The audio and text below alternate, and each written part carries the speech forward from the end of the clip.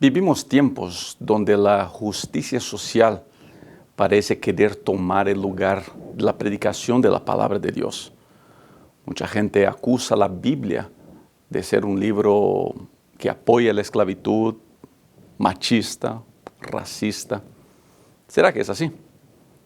¿Qué dice la Biblia en relación a estos temas? Eso es el tema del estudio de la lección número 11, lección esa que comenzamos a partir de ahora.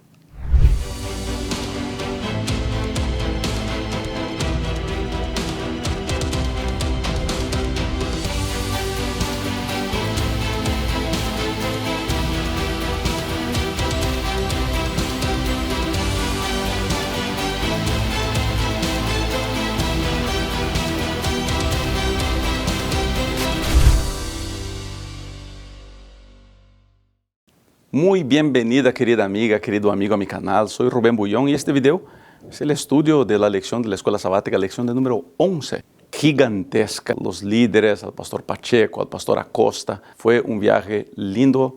Espero próximo año volver a El Salvador para otra actividad evangelística. Y así vamos, ¿no?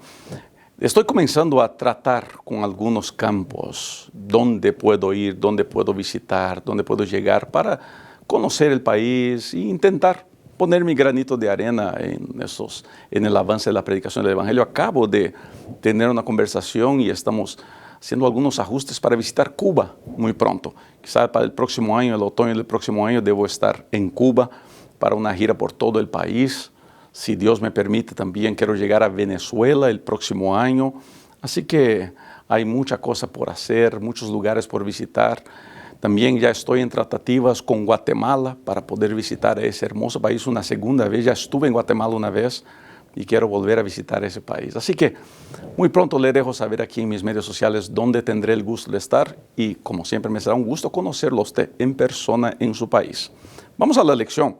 Mira, nosotros aquí en Estados Unidos vivimos tensiones sociales muy grandes.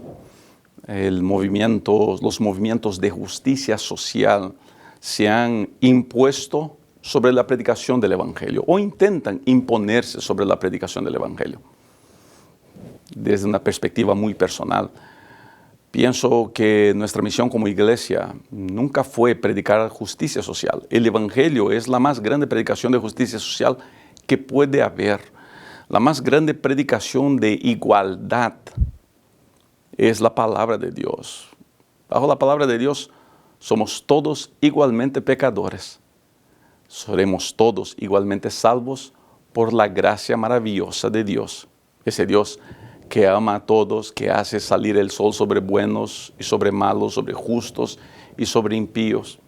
El Evangelio es una gran declaración de qué debería ser la justicia social, cómo deberíamos vivir en sociedad.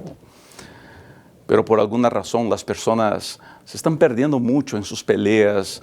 Hay mucha gente que dedica más tiempo en luchar por sus derechos que por lo que de verdad importa.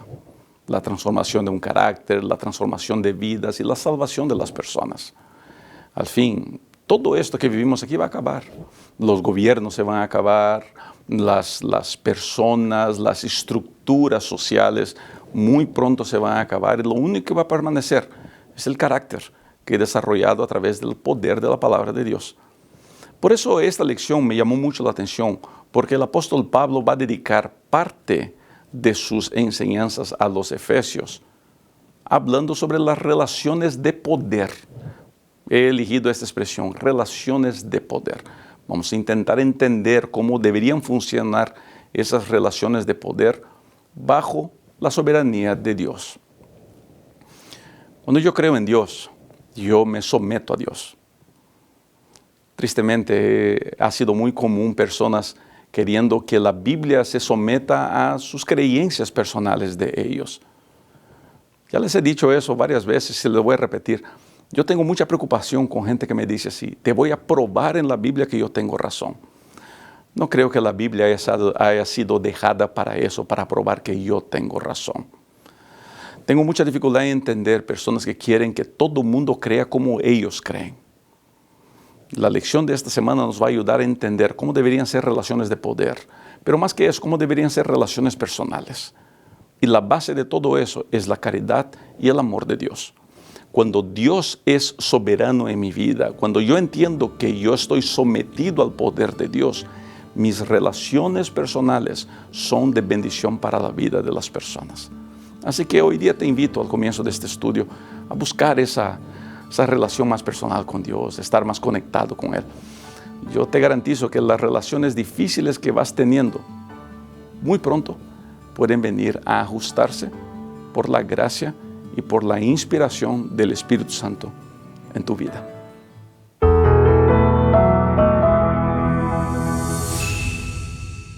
Vamos a comenzar la lección del día domingo leyendo lo que dice Efesios, el capítulo 6, los versos de 1 a 3.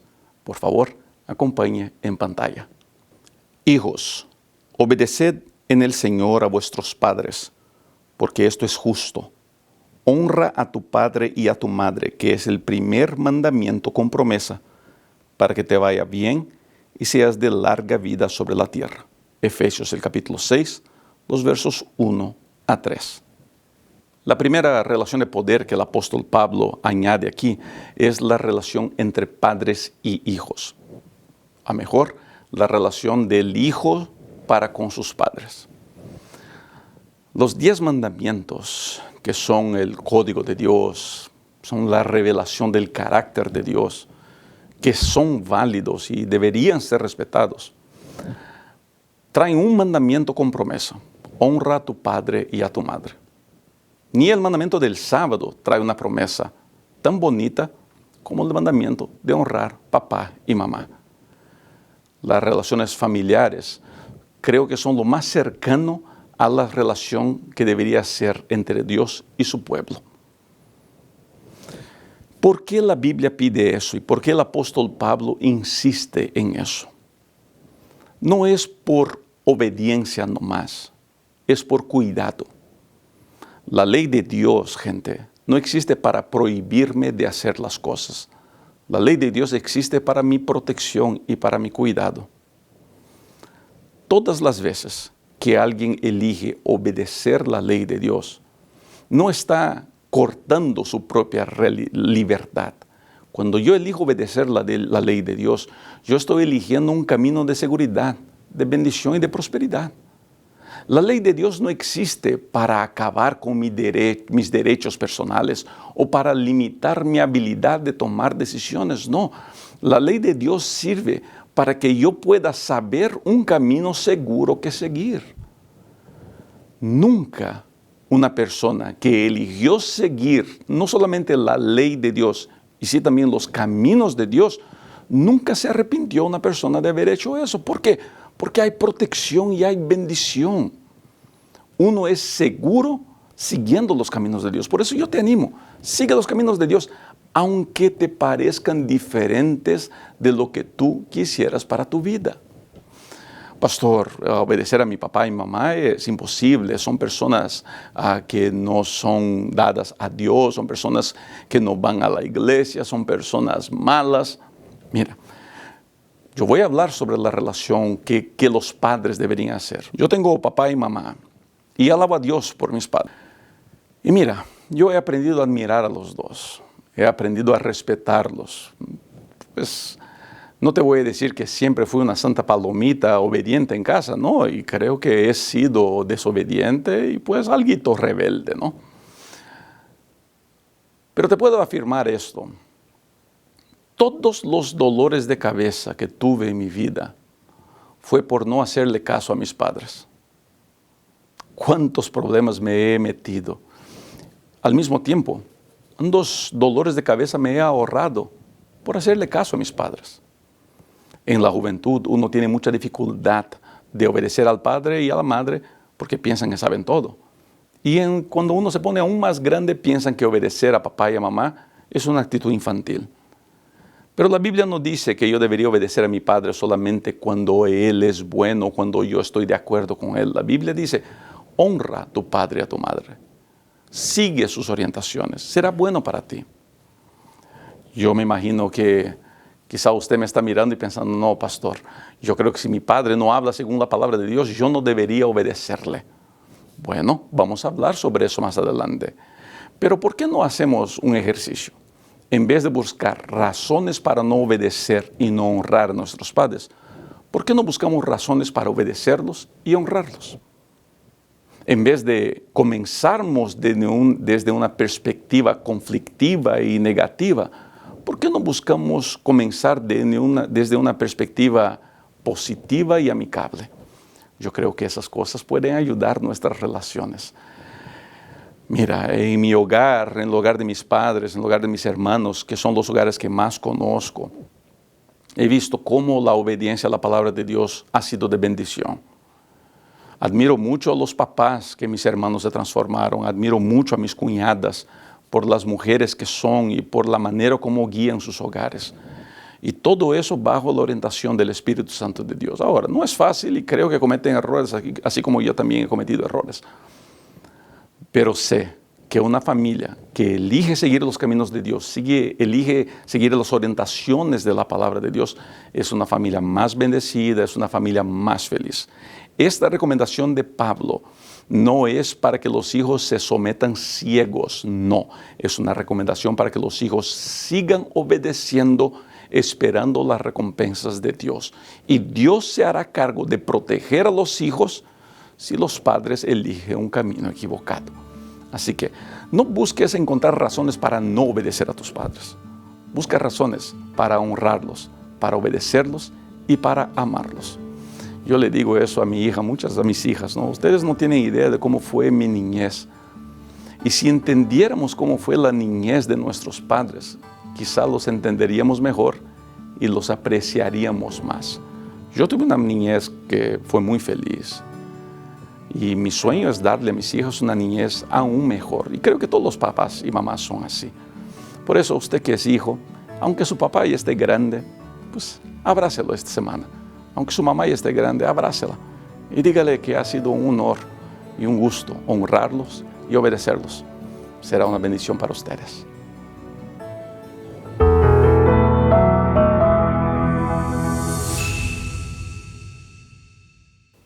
Ayer hablamos sobre la importancia de que los hijos obedezcan a los padres. Y la pregunta natural que brota es, pero ¿y si mi padre no sigue a Dios o no obedece a Dios?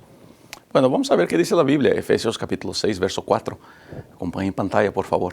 Y vosotros, padres, no provoquéis a ir a vuestros hijos, sino criadlos en la disciplina y amonestación del Señor. Efesios capítulo 6, verso 4. ¿A qué se refiere el apóstol Pablo aquí? A la importancia de que los papás también estén buscando en Dios. Nosotros padres tenemos una responsabilidad gigantesca que es moldear la vida de nuestros hijos. Ellos son páginas blancas de papel y son nuestras decisiones, es la manera como educamos, la manera como adoramos, la manera como vivimos que ayudará a que ellos escriban en esa página lo que será su vida de ellos. Nosotros padres tenemos el deber de enseñar no por gritos o palabras o castigos, y sí a través de un ejemplo digno y correcto. Dar ejemplo en casa. Quizá esa sea la gran necesidad. ¿Sabes qué me he dado cuenta? Que es muy fácil portarme bien fuera de casa y tratar todo el mundo bien. Y cuando llegamos en casa por veces, lo único que hacemos es maltratar, gritar y por veces hasta mismo insultar. Y eso no estoy hablando de hogares de personas que no conocen a Dios. Estoy hablando por veces de hogares de buenos líderes de iglesia o mismo de pastores. Nosotros padres tenemos el deber de inspirar a nuestros hijos a seguir a Dios. Deberíamos inspirar a nuestros hijos a ser obedientes a la palabra de Dios. Te pregunto, ¿tu hijo te ha visto ya leyendo la Biblia o estudiando la palabra? ¿Tu hijo te vio orando? Puede que sea así, ¿no? Ahora te hago una otra pregunta. ¿Cuál fue la última vez que tu hijo te vio a ti darle un beso a la mamá? O tratarla bien. O decirle, yo te amo. O darle gracias por las cosas que ella hace en casa, imaginándonos que ella trabaje solamente dentro de casa. Permítame hablar a usted, señora. ¿Cuál fue la última vez que delante de sus hijos usted les dijo a ellos, ya agradecieron a su papá porque trae el sueldo a casa? Trato a la mamá o su trato al papá esa visualización es mucho más fuerte que cualquier palabra que usted pueda dar. ¿Por qué muchos hijos se rebelan? Y yo llegaría a decir que es por la diferencia que hay entre el discurso de los padres y la acción de los padres. Si mi discurso y mis acciones son muy diferentes, el hijo tendrá conflictos de honrar a eso.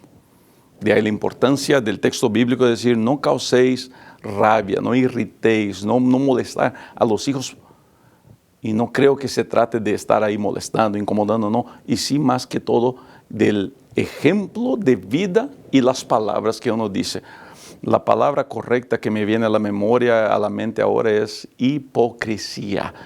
Muchos de nuestros hijos ven la hipocresía de nuestros discursos y de nuestras acciones. Y eso nunca es bueno. ¿También?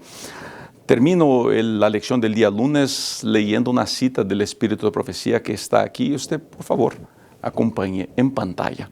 Padres y madres en el hogar deben representar el carácter de Dios. Han de requerir obediencia no como una tormenta de palabras, sino con una forma bondadosa y amante. Sean amables en el hogar. Restrinjan cada palabra que pudiera despertar una mala reacción. La orden divina es, padres, no provoquéis a ira a vuestros hijos. En la palabra de Dios no se autoriza la severidad paterna ni la opresión, así como tampoco la desobediencia filial. En la vida familiar y en el gobierno de las naciones, la ley de Dios fluye de un corazón de infinito amor. Conducción del Niño, página 243 y 244. La palabra final de todo eso es respeto.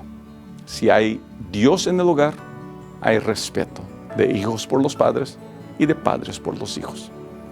¿Será que no valdría la pena buscar ese tipo de respeto?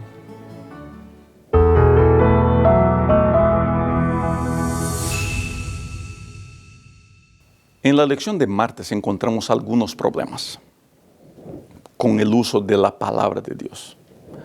Históricamente, mucha gente mal usó la Biblia.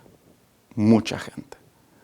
Agarrando textos y sacándolos de su contexto para probar puntos que a la persona le parecía, pero que la Biblia nunca quiso decir.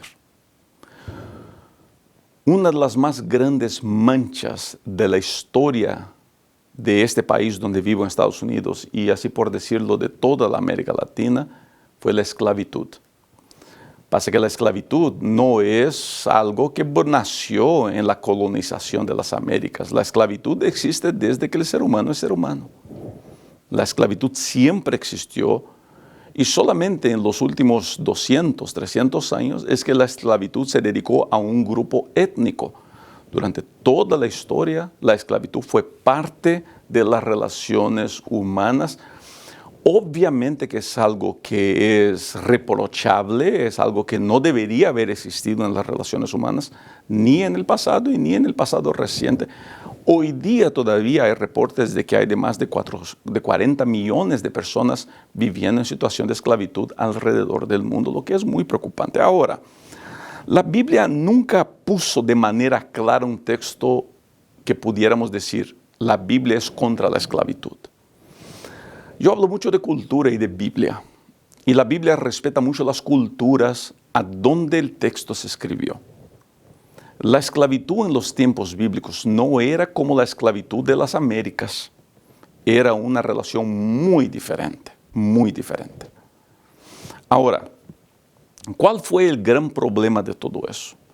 El problema es que muchos agarraron estos textos donde parece sancionar la esclavitud y lo usaron en la historia de las Américas para justificar el poseer, tener e incluso abusar de esclavos.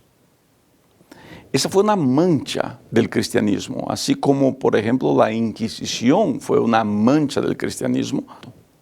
Tenemos que tener mucho cuidado con el mal uso de textos bíblicos. Les dije eso y les voy a repetir. En lo personal tengo mucha dificultad en escuchar a alguien que me dice así, te voy a probar con la Biblia que yo tengo razón. ¿Que tú tienes razón?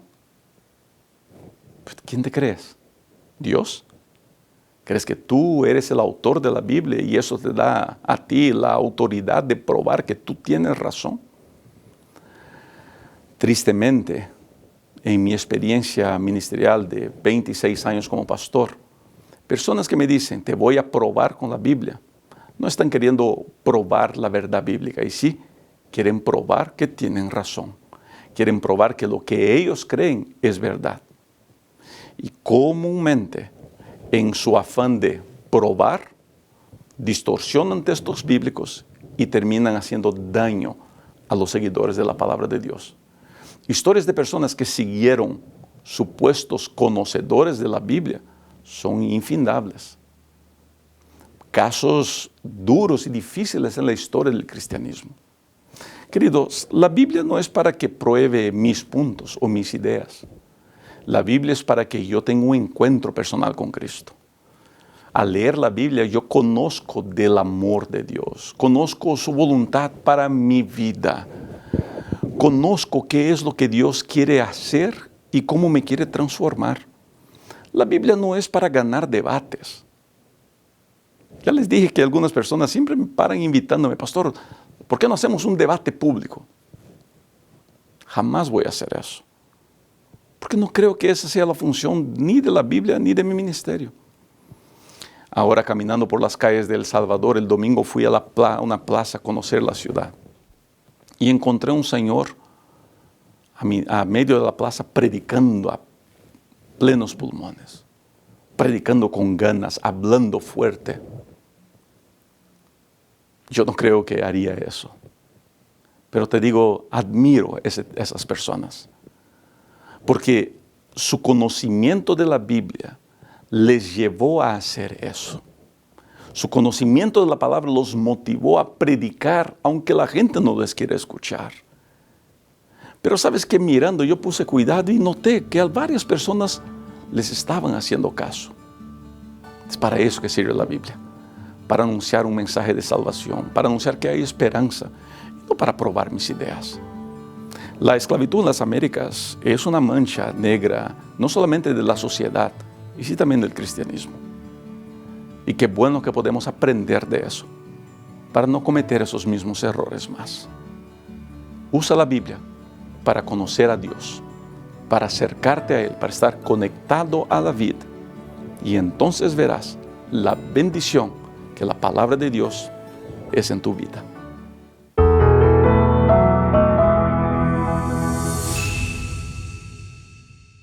Comenzamos el estudio de la lección del día miércoles con la lectura de la palabra de Dios que usted puede acompañar en pantalla.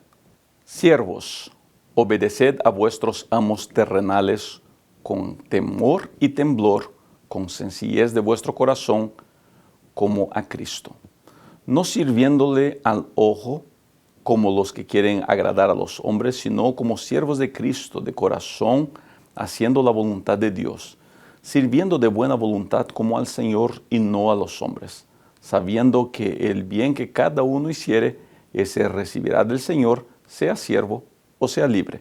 Efesios capítulo 6, los versos 5 a 8.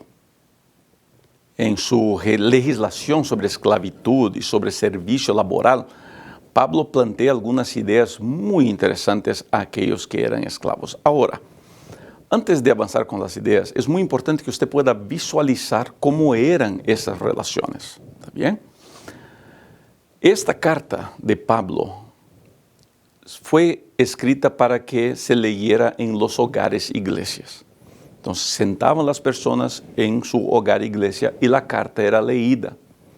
Sentados ahí no estaban solamente los dueños de la casa, también los esclavos ahí estaban sentados con ellos.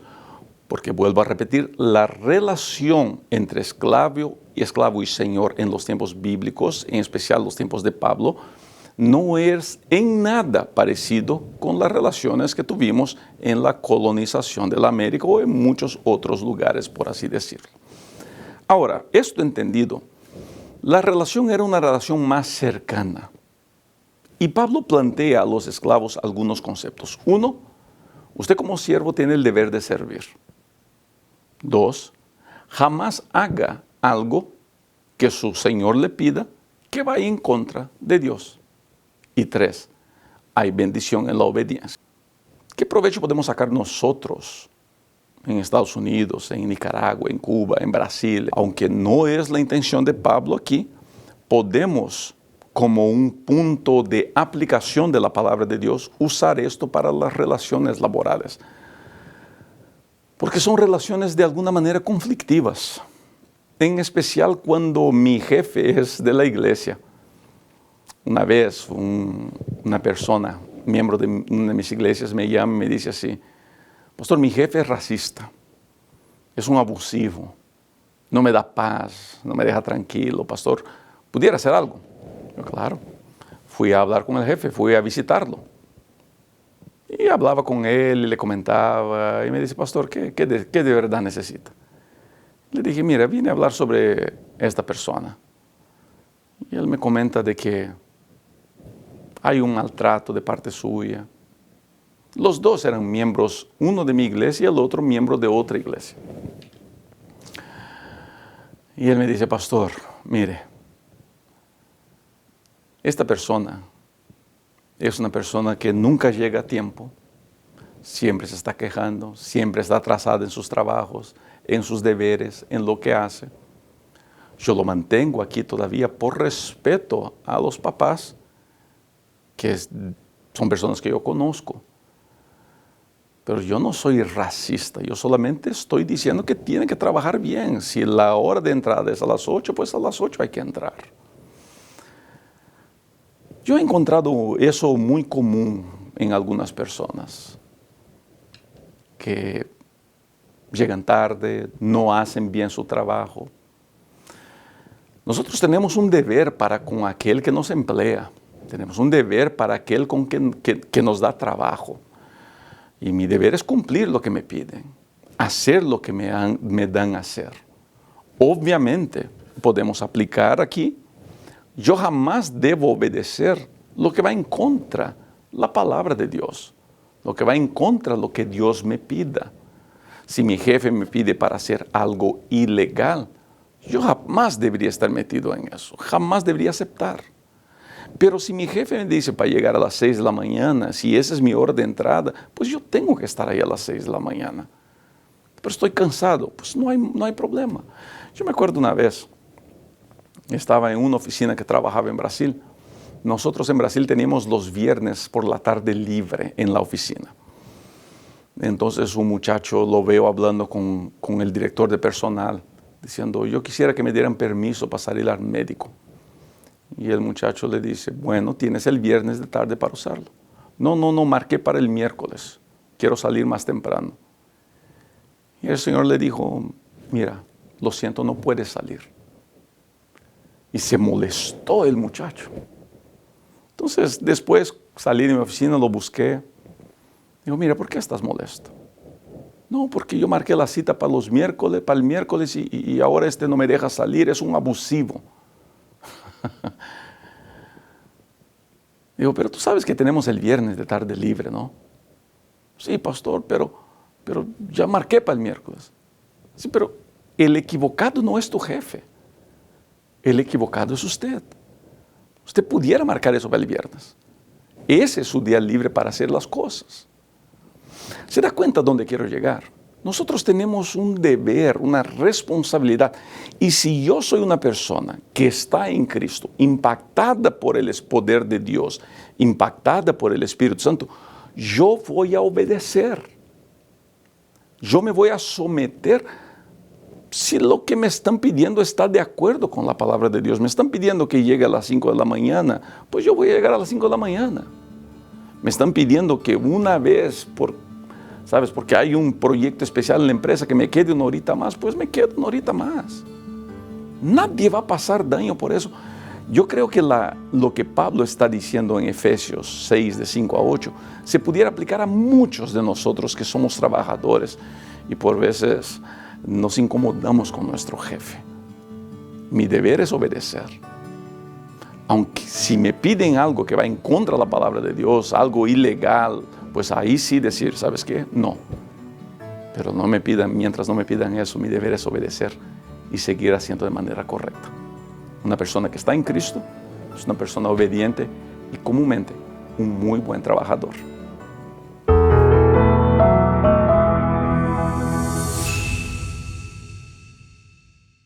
Comenzamos la lección del día jueves leyendo la palabra de Dios una vez más. Por favor, acompañe en pantalla. Y vosotros, amos, haced con ellos lo mismo, dejando las amenazas, sabiendo que el Señor de ellos y vuestro está en el cielo y que para Él no hay acepción de personas. Efesios el capítulo 6, el verso 9. Para Él no hay acepción de personas. Una de las cosas más lindas de la Biblia, del Evangelio, es que todos somos iguales a los ojos de Dios. Por eso al comienzo dije que la más grande predicación de justicia social es el Evangelio. Pastores, no deberíamos estar preocupados en predicar justicia social por el movimiento A, B, C, X, no. Deberíamos preocuparnos en predicar el Evangelio y la gracia maravillosa del Señor Jesucristo, que nos pone todos a nivel de igualdad. Ahora, en la lección del día jueves, el apóstol Pablo va a dirigir su discurso a los jefes, a los amos. Entonces, una vez más me voy a permitir salir del contexto bíblico para traer eso a nuestra realidad, que es el contexto del jefe para con sus subordinados. Cuando yo estoy en Cristo, cuando yo soy impactado por el Evangelio, mi manera de tratar a las personas cambia. Y yo me entero de que más que un jefe, yo soy un representante de Cristo. Entonces, mi manera de tratar a las personas debe ser una manera que represente a Cristo, que muestre a Cristo, que muestre el Evangelio. Mi manera de tratar a los que están trabajando conmigo debe ser una manera misericordiosa. Estos días estaba hablando con un pastor y me mostraba cuántas millas caminaba por ayudar a un joven pastor que estaba teniendo dificultad. A mí me da mucho gusto cuando yo conozco a un líder de la iglesia que es misericordioso con sus obreros, que los trata bien, que se preocupa por ellos, por su salud física y mental y emocional y en especial espiritual. Una de las cosas que me ha impactado mucho es cómo cuando llego a visitar a un empresario, a un dueño de negocios, cómo sus empleados lo tratan, lo miran y se dirigen a él. Cuando era pastor en Brasil, uno de mis ancianos era dueño de una empresa muy grande y me llevó a conocer su empresa y caminábamos por toda la empresa y desde la gente que trabajaba en la oficina hasta la gente que trabajaba en los hornos, en las posiciones más difíciles, la gente por veces sucia así de trabajar, cuando él pasaba, saludaba a todo el mundo, no importaba si la mano de la gente estaba sucia, saludaba y todo el mundo, hola jefe, ¿cómo está? Qué gusto verlo. Eso es un testimonio tan grande del poder de Dios en la vida de las personas, de ese hombre en específico, que ha llegado a ser un gran amigo. ¿Cómo me impactaba ver que la gente siempre se acercaba y lo saludaba y lo cuidaba? El saludar desde la persona más humilde hasta la persona más importante. Esa manera de ser muestra que ese amo, por así decirlo, que ese jefe ha sido impactado por el Evangelio. La carta de Pablo a los Efesios debería ser una carta que nosotros deberíamos gastar más tiempo estudiando porque trae aplicaciones muy reales. Fue una carta que se escribió en una metrópolis, una ciudad muy grande, y eso puede ser muy útil a nosotros. Pablo habla aquí sobre la necesidad de los amos tratar bien a sus esclavos, pero eso se puede aplicar a nosotros también. Siempre la tónica de todo eso es: somos todos iguales y estamos bajo el mismo Dios. Si entendemos esto, tendremos condiciones de entender mucho, mucho más de las relaciones personales.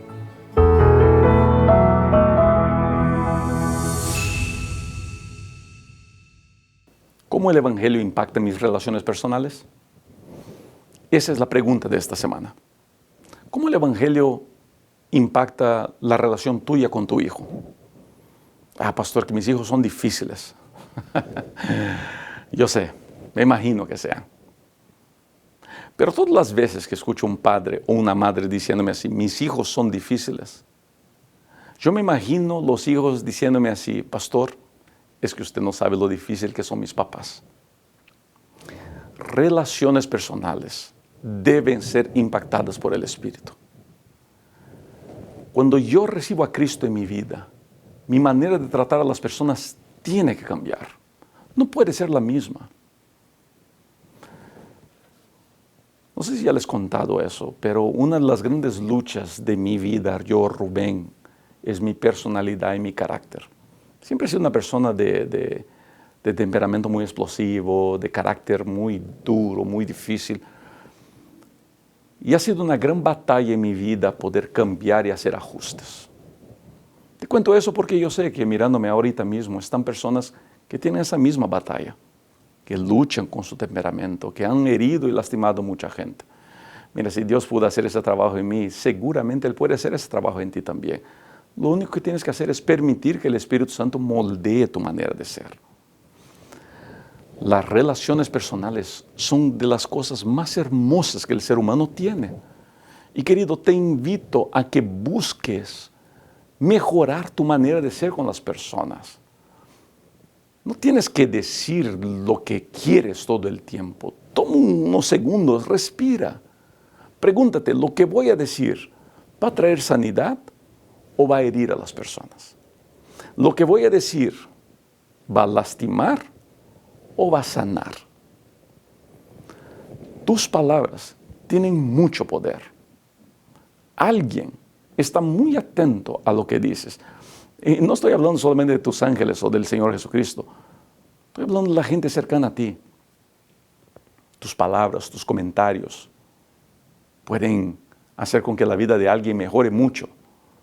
Pueden destruir la autoestima de alguien de manera abismal. Depende de ti. Tú tienes ese poder. Úsalo con sabiduría. La lección de esta semana nos ayuda a entender mejor relaciones personales y relaciones de poder. Si nosotros entendemos a Cristo en nuestra vida y lo aceptamos como Señor y Salvador personal, esas relaciones serán cada día mejores. Querido, que Dios te bendiga, que Dios te guarde. Es siempre un gusto tener su participación aquí. Si no se suscribió al canal, por favor hágalo. No tiene idea de cuánto eso nos ayuda y pues marque que le gustó el video. Todo eso es bueno para nosotros, nos ayuda a seguir creciendo aquí. Los proyectos que vienen son proyectos interesantes y quiero su participación en todo eso. ¿Está bien? Cuídese mucho. Nos vemos para los próximos videos. Chao.